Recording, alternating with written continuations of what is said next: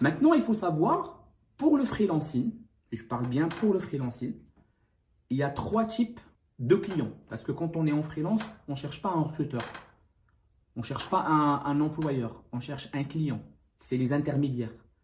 Ce que moi, j'ai appelé recruteur au début, pour faciliter l'explication. Mais ça devient nos clients.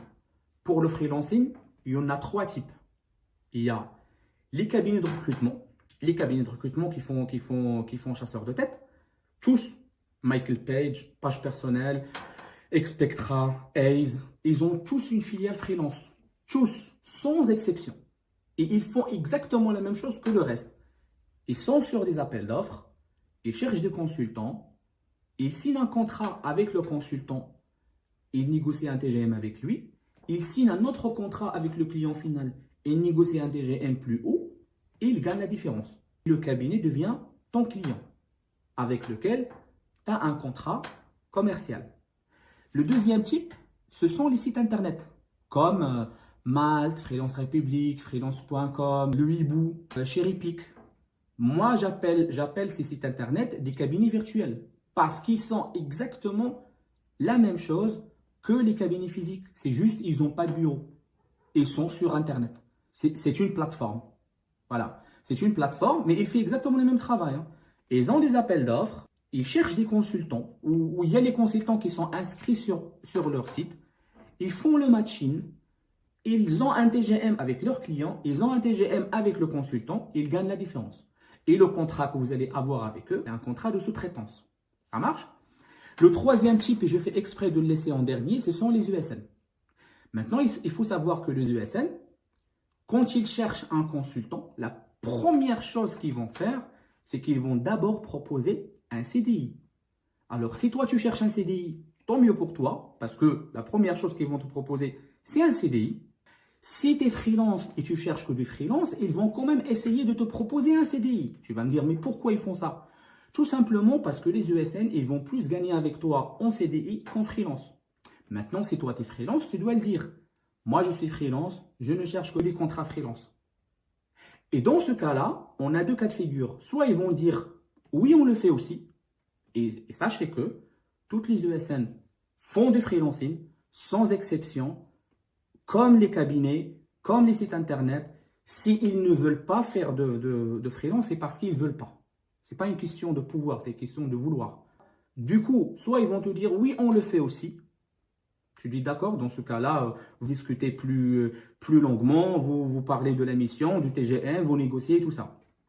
S'ils vous disent non, on ne le fait pas, sachez qu'ils le font des fois que pour prendre ta température, que pour savoir est-ce que tu es susceptible d'accepter un CDI. Si jamais on te dit non pour le freelance, est-ce que tu es susceptible d'accepter un CDI ou pas? Parce que s'il ne l'essaye pas, il ne saura pas. Donc lui, il va te le proposer. Donc c'est à toi d'être ferme et dire non, moi je suis freelance, je ne cherche que des freelances. Point. Et même dans ce cas-là, il y a 2 cas de figure. Soit c'est vraiment eux, ils ne cherchent que du CDI parce que c'est un projet en interne, ou parce que c'est un projet en forfait, ou parce que c'est un remplacement d'un autre consultant. Et dans ce cas-là, ça s'arrête là. Ils ne vont plus revenir vers toi. Soit ils vont revenir le lendemain pour te dire « Ah bah finalement, en fait, on en a discuté en interne, on peut te prendre en freelance. » À ton avis, pourquoi ils vont le faire? C'est quoi la raison? La vraie raison qu'ils vont faire ça? Ils font ça parce que, comme je vous ai dit au début de la vidéo, ils sont 5 en concurrence. Il a peur que celui n'accepte pas, son concurrent le fait. C'est aussi simple que ça.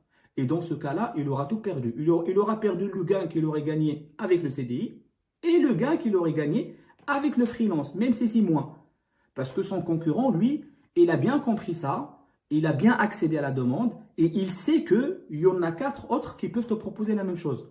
Donc, peut-être le premier qui va te dire non, on ne cherche que le CDI, le lendemain, il va revenir vers toi en te disant ok, on accepte le freelancing. Et dans ce cas-là, tu dis d'accord, il ne faut jamais être fermé. Tu dis d'accord, dans ce cas-là, négocions. Tu négocies le TGM,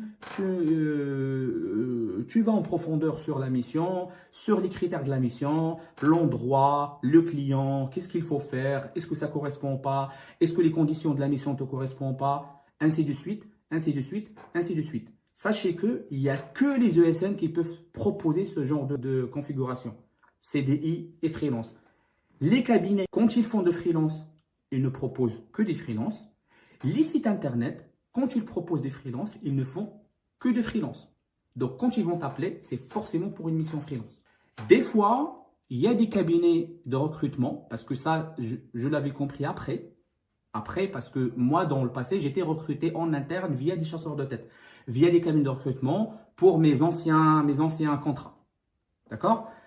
Et je sais que des fois, les cabinets, c'est pas la filiale freelance qui t'appelle, c'est la filiale chasseur de tête. Et eux, ils ne font pas de freelancing. Eux, ils sont mandatés par les RH de la société pour une embauche en interne. Donc lui, quand tu vas lui dire je suis freelance, il va te dire ah bah non, moi non, je cherche un CDI, c'est normal. Les cabines de recrutement, si on t'appelle en sachant que tu es freelance, c'est pour te présenter un contrat freelance. Si on t'appelle pour du CDI, sachez que ce n'est pas la filiale freelance qui t'appelle, c'est la filiale chasseur de tête.